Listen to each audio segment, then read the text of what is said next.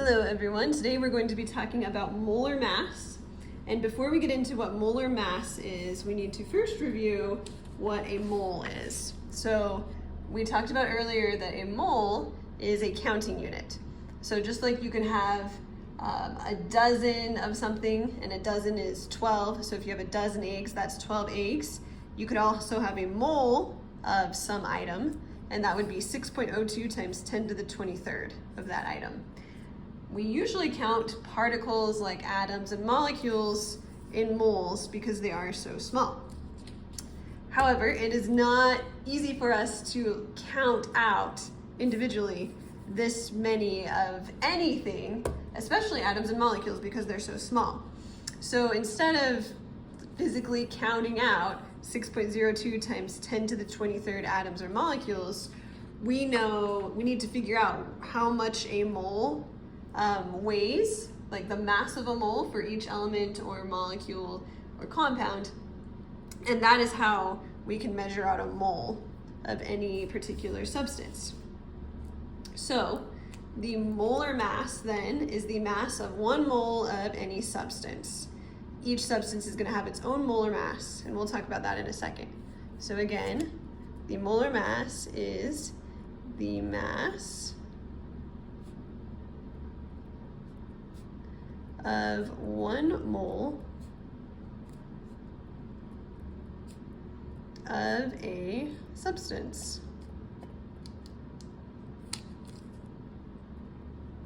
I'm going to add something else below here.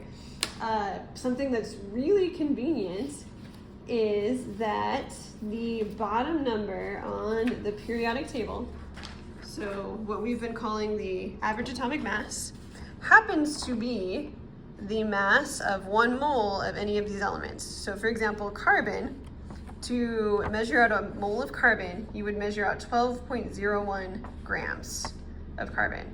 To measure out a mole of boron, you would measure out 10.81 grams. So that is very convenient. It makes it really easy for us to look up the molar mass of any element, and then we can also use that to figure out the molar mass of molecules and compounds. So again, we're going to write down the molar mass is equal to the bottom number, which is the atomic mass, on the periodic table.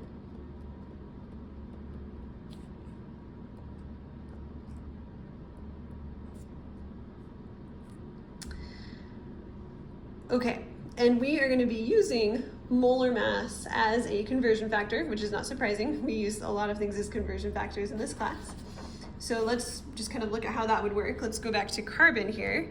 Carbon, we said, would have a mass of 12.01 grams for every 1 mole.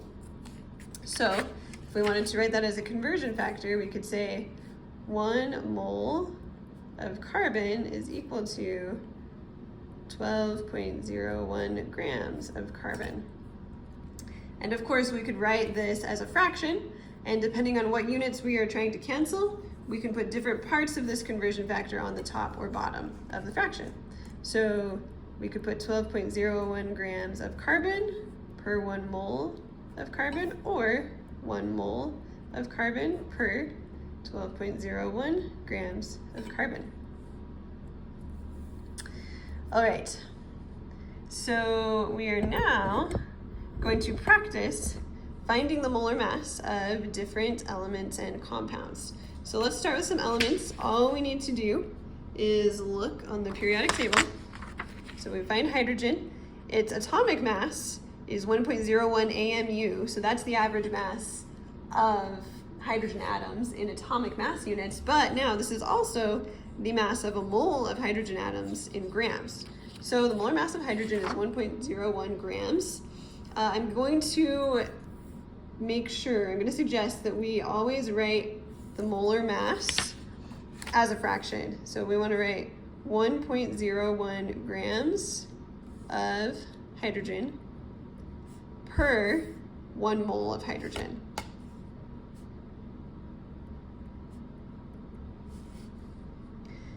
And that's because most commonly we're going to be using the molar mass as a conversion factor. So I just want you to get used to always writing it as a fraction, always remembering that it is the mass of 1 mole. So let's look at a couple more. We want the molar mass of lead. Lead is element number 82, so it's going to be 207.2 grams. And again, that's per 1 mole. So 207.2 grams of PB is equal to 1 mole of PB. And lastly, AU is gold, and it is number 79, and it has a molar mass of 196.97 grams. So we can write down here 196.97 grams of gold is 1 mole of gold.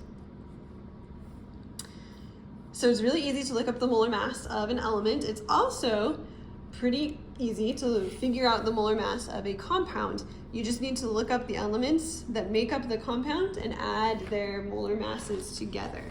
So for example, with sodium chloride, we would look up the molar mass of sodium, which is 22.99, and the molar mass of chlorine, which is 35.45, and we would just add those together. So we've got 22.99 plus 35.45. We add that all up, and we get 58.44 grams of NaCl is equal to 1 mole of NaCl. So that is the molar mass of sodium chloride or table salt. Let's do calcium chloride now. So calcium is 40.08. So we will add 40.08, and then we've got 2 chlorine atoms. So we would need to take our molar mass of chlorine and multiply it by 2. So 2 times 35.45. I would always, when you have something multiplied and you're adding it to something else, just do the multiplication first. So 2 times 35.45 is 70.9, and then add these numbers together, and you will get 110.98 grams of CaCl2 in 1 mole of CaCl2. So again, if we have a subscript, which is one of these little numbers, that just means we need to multiply that element's molar mass by the subscript. So that's 2 in this case. Now it gets a little bit different if we have parentheses. So this subscript outside the parentheses, it distributes in to the subscripts inside the parentheses. So instead of there just being 3 oxygens, there are actually 9 oxygens. And the 3 also distributes to the nitrogen, so there would be 3 nitrogens. Still just 1 iron, which is Fe. The iron is not affected by the 3 because the iron is not in the parentheses. So we would look up the molar mass of iron. It's 55.85. And then we decided there are 3 nitrogens, so we need to do 3 times the molar mass of nitrogen, which is 14.01. And then we would do 9 times the molar mass of oxygen, which is about 16. And we would end up with 241.88 grams of FeNO3 per 1 mole.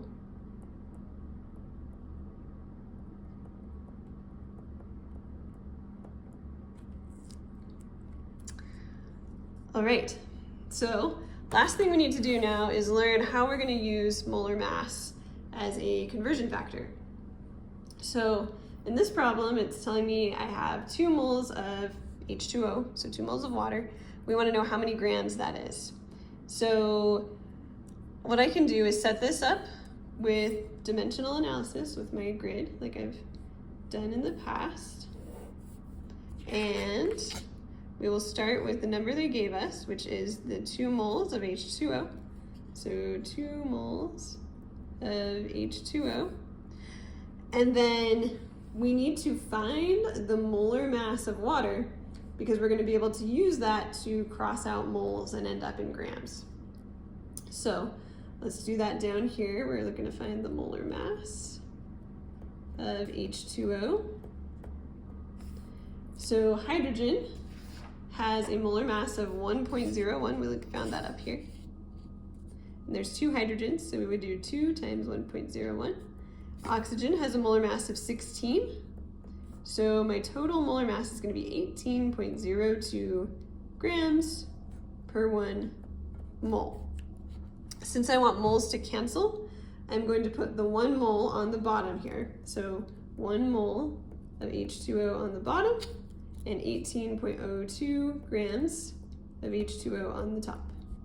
The moles cross out, and then we end up with 36.04 grams of H2O.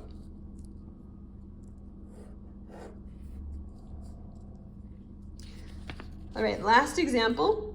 Lucy is doing her laundry and accidentally spills 1.6 grams of bleach, which is NaClO, on her red shirt. We want to know how many moles she spilled. So, same thing as before, we're going to set up a dimensional analysis chart. We'll start with 1.6 grams of NaClO, and then we will need to find the molar mass of NaClO. So we'll do the molar mass of NaClO.